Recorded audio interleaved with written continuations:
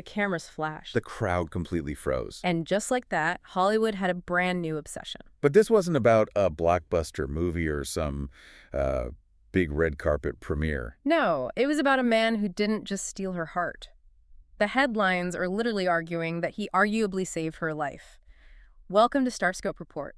Join us as we uncover Hollywood drama, music industry shakeups, and viral influencer scandals. From red carpet surprises to social media controversies, we dive deep into the stories behind the fame. And today's deep dive is, it's one of the most fascinating psychological shifts we've seen in pop culture in a long time.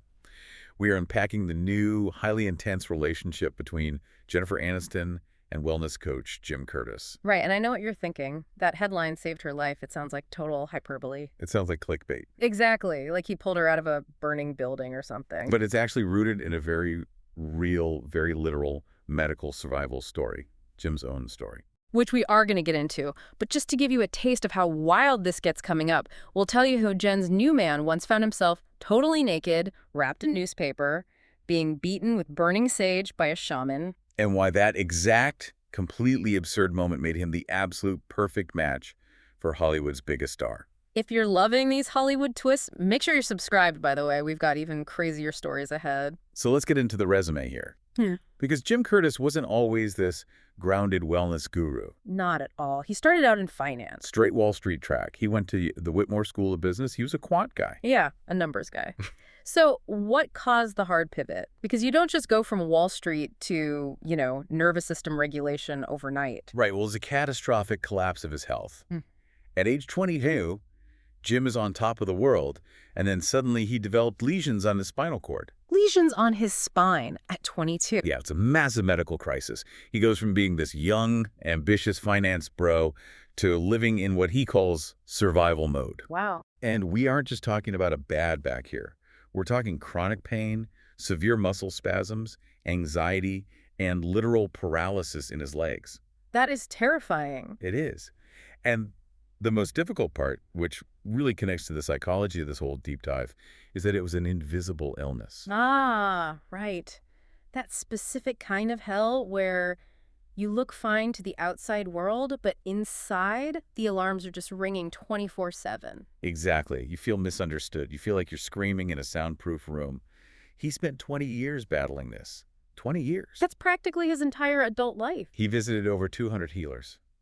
From the Mayo Clinic to, random underground spots in the East Village, just desperate to find someone who could fix him. And this is where the parallel to Jennifer Aniston begins to emerge, even though they hadn't met yet, not by a long shot. Right, because obviously Jen doesn't have a chronic physical illness that we know of. No, but think about the psychological state of an invisible illness. She's been paralyzed by a public narrative for 2 decades. The whole poor Jen thing. Yes, lonely Jen, or why can't she keep a man? She's been trapped in this story written by other people, just like Jim was trapped in a body that wouldn't cooperate. That's a really sharp connection. They both know what it's like to desperately want a way out of the status quo. Which brings us to the shaman. Because that desperation drives you to try absolutely anything. Yes, the wellness FOMO. Fear of missing out on the cure. He did an interview with Carrie Ann Conversations where he talked about this. He was terrified that the one thing he didn't try would be the miracle cure. So that leads him to a rundown apartment building in the East Village of New York City. I have the source notes right here, and I have to paint this picture because it is just incredible. Please do. He's in terrible pain, he's struggling to walk, and he drags himself up 6 flights of stairs. 6 flights. 6 flights. He gets to the top, and there's a shaman waiting for him.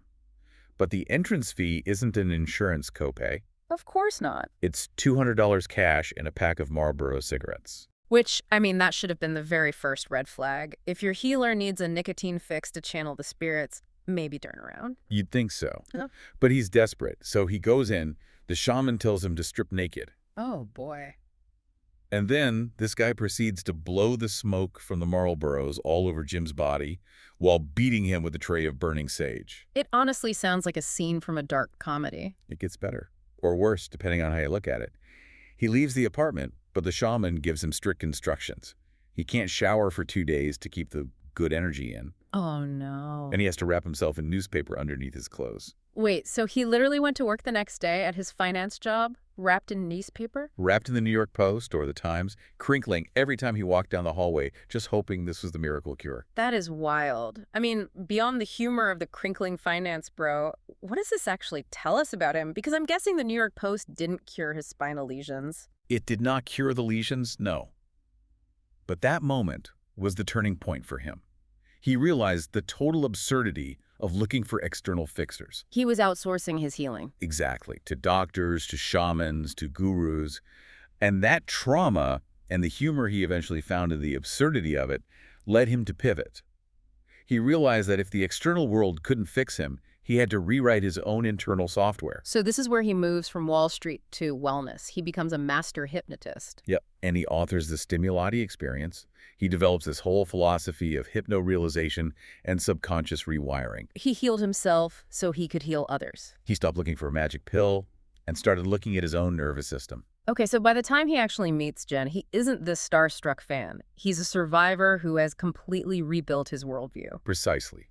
He brings this grounded energy. Sources are saying that's exactly what Aniston needed. She didn't need another actor obsessed with his own reflection. She needed someone who had been through the fire and came out calm. Which brings us to the romance itself. Because this wasn't a whirlwind, love at first sight kind of situation. No, it was a classic slow burn. And the digital paper trail here is fascinating. Oh, the Instagram lurking. The Instagram lurking. Sources show that Aniston had been following him on Instagram since 2023. But she wasn't just liking random photos, right? No, she wasn't liking thirst traps. She was engaging with posts about really deep topics. Specifically, there was one about settling versus staying alone. That is so telling. She's scrolling, she sees his philosophy, and it clearly resonates with exactly where she was in her life. They were eventually introduced via mutual friends in early 2025, but they kept it very, very quiet, just chatting for a long time before it turned romantic. And then came the soft launch. Ah, yes, the cinematic soft launch. Picture this. Yeah. July 2025. A private yacht in Mallorca, Spain. The Mediterranean sun is shining. But it's not just the two of them. No, this is the inner circle vetting process. Right. Jason Bateman and his wife, Amanda Anka, were there. And you have to explain to the listeners why Jason Bateman, being on that yacht, is such a critical piece of Hollywood context. Okay, so if you know anything about Jennifer Aniston's inner circle, you know the smartless guys Bateman, Will Arnett, Sean Hayes. They are the gatekeepers. They are fiercely protective of her. Fiercely. They've seen people try to use her for fame for decades. Bateman is basically her protective big brother. So if Jim is on the yacht with Bateman, he's not just hanging out. He is being heavily vetted. If Bateman decides to throw him overboard, the relationship is over. Essentially, yes. Yeah. And he clearly passed the test. With flying colors. I mean, look at the recent update from February 2026, just this month. The play. Right? Yeah, the whole crew surprised Sean Hayes at his off-Broadway play, The Unknown, and who is acting as the official photographer, just snapping pics of the group. Give him Curtis. Right. He's not trying to be the center of attention. He's holding the camera. He is totally integrated into the family dynamics. So the vetting is done. He's in. Yeah. And then comes the hard launch. November 3rd, 2025. I remember seeing this pop up everywhere. It's a very deliberate move. A black and white photo on Instagram. Jen is hugging him from behind.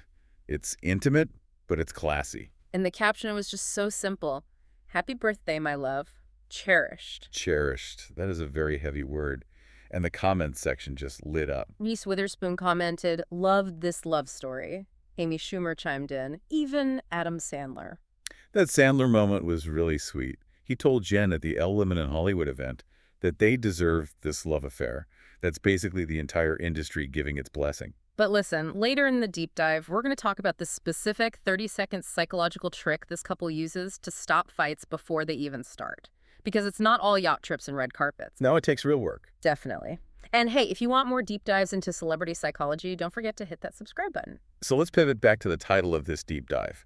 How he saved her life. Yeah, I want to push back on this a little bit, because saved her life implies she was actively drowning. Was she really in that much trouble? Well, not physical danger, but psychological exhaustion. You have to understand the pressure cooker she's lived in for almost 30 years. High cortisol. Constant fight or flight from the paparazzi, the pressure to be perfect, the tabloid covers.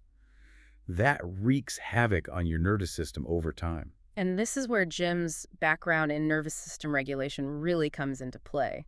Because they don't have fights, right? No, Jim doesn't call them fights. He calls them flare-ups. Flare-ups. He borrowed that term directly from his chronic illness vocabulary. When you have a chronic condition, a flare-up isn't a moral failing. It's just a symptom that needs management. So he applied that exact logic to their romantic relationship. Yes. It sounds a little clinical, doesn't it? Yeah. Is there a risk that using therapy speak like that actually depersonalizes the relationship? It might sound clinical at first, but it's actually deeply empathetic because it removes the blame. Instead of you are attacking me, it's our dynamic is experiencing inflammation right now. That shifts the whole perspective. And there's a strict rule they follow, which Jim discussed in an interview. He said, I can't fix you, you can't fix me. Which is pretty counterintuitive for a wellness coach. Usually their entire brand is promising to fix everything. But it's the healthiest thing you can say in a partnership. It completely removes the codependency. Okay, so let's break down this 30-second trick I teased earlier, because this is the big takeaway for our listeners. How do they de-escalate a flare-up in under 30 seconds? It's a specific 3-step protocol. Step 1 is identity statements. Okay. In a normal fight, you use you statements like, you did this or you made me feel this way.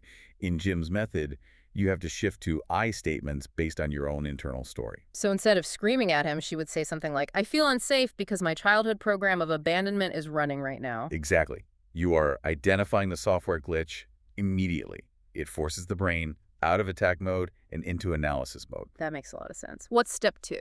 Step 2 is the breath. They literally stop talking and do breath work. Specifically a 4-7-8 count. Inhale for 4, hold for 7, exhale for 8. You got it. And that's just pure biology. That's not magic. It's pure biology. It forces the vagus nerve to switch the body from sympathetic dominance, which is your fight or flight, over to parasympathetic dominance, rest and digest. You physically cannot remain angry if your nervous system is in a rest state. Right. And then step 3 is the reset. Once the cortisol drops, they re-engage. So they are basically biohacking their arguments. My nervous system is in fight or flight. I need to regulate before I communicate. Precisely. And if you think about Jennifer Aniston, someone who has had the entire world projecting their emotions onto her having a partner who just says, stop, breathe, let's regulate, instead of feeding into the drama. That is an absolute game changer. It is. Has this actually worked for her outside of the relationship, though, or is it just a parlor trick they use on the yacht? Oh, the impact has been very tangible. She recently told Travel Plus Leisure that hypnosis, which was presumably influenced by Jim, helped cure her extreme fear of flying. Wait, really? She's been flying private jets her entire adult life, and she was terrified. Terrified. It was a major source of anxiety for her. But through this nervous system work, she's not just managing it, she is overcoming it. Wow. She's no longer looking for a savior in a relationship. She found a safe harbor. She found a regulator. That distinction right there, regulator versus fixer, that is huge. Yeah. And it brings us to exactly where they are right now. We're recording this in February 2026. Valentine's Day was literally just a few days ago. Yes, it was. How does a couple with the combined net worth of hundreds of millions of dollars celebrate Valentine's Day? I'm assuming massive diamonds, private islands, maybe a skywriter? This is actually my favorite detail of the whole story because it disrupts the entire Hollywood narrative. It wasn't a private island. Yeah. Jen posted a photo of a box of those classic Sweethearts candies. No way. The little chalky hearts with the stamped messages on them. The very same ones you buy at the drugstore. And they just had an intimate dinner. That's it. That screams confidence to me. Complete. It's almost like they're saying, we know we're good. We don't need to perform for Instagram. It proves the normalcy of the relationship. And it really connects to the wedding rumors that are swirling right now. Right, because sources are saying they are currently in the wedding planning stage. They are. But Jen explicitly does not care about the ring or the dress. Well, she's been there, done that. She had the $1 million Brad Pitt wedding. She had the massive Justin Theroux wedding. She's been the bride of the century. Twice. She told the New York Times years ago that she's, quote, not a diamond girl. She likes Indian jewelry, more earthy stuff. So what are they planning then? Reports are saying she just wants a big party with great music and food, potentially a Greek celebration to honor their shared heritage. A big, fat, Greek, low-key wedding. Exactly. Just a celebration of the partnership, not a media spectacle. And I think that's the final piece of the puzzle regarding how he, quote, saved her life.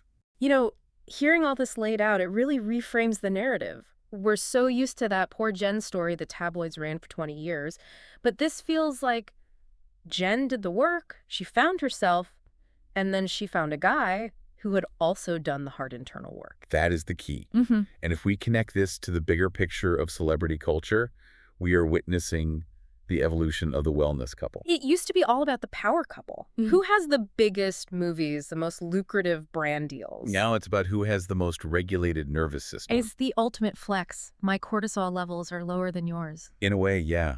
But going back to that core idea that he saved her life, he didn't save her from a burning building. He didn't save her from financial ruin. No. He saved her from the chaos of an ungrounded life. He offered repair instead of drama. It's really interesting because Jim has those books, the Stimulati Experience and Shift, and in them he talks about how trauma creates these invisible prisons in our minds. Seems like he helped her break out of the prison of being Jennifer Aniston, the brand, and just let her be Jen. Which is a survival mechanism in itself. If you stay in the brand too long, you suffocate. He showed her how to take off the armor. So what does this all mean for the rest of us? Because look, most of the people listening right now aren't dating wealthy hypnotists, though if you are, let us know in the comments. Please do. But for the rest of us, what's the actual takeaway here? I think the takeaway is about redefining what a good relationship looks like. We so often look for fireworks, for that chemical rush. The honeymoon phase, drama. Jim Curtis talks about moving from chemical love to a soul connection. It's about finding someone who helps you regulate, not someone who winds you up. It's that I can't fix you rule. That's the sticky note we should all just put on our bathroom mirrors. Absolutely. Radical responsibility for your own emotional state. If Jennifer Aniston, with all of her infinite resources, realized she couldn't buy peace of mind and had to build it through breathwork and boundary setting, that is a massive lesson for everyone. It really is. It's shifting from looking for a hero to looking for a partner who just breathes with you.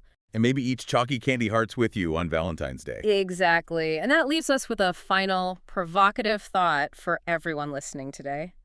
In your own relationships, or even just in your relationship with yourself, are you looking for fireworks or are you looking for a nervous system reset?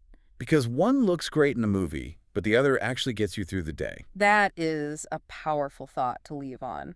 If a Hollywood superstar can stop looking for a fixer and start looking for a regulator, maybe there's a lesson there for the rest of us. Indeed there is. You've been listening to StarScope Report, where Jordan and Jamie uncover the stories shaping Hollywood, music, and pop culture. Thanks for tuning in, and don't forget to subscribe for more stories that keep the stars shining. Take care of your nervous systems, everyone.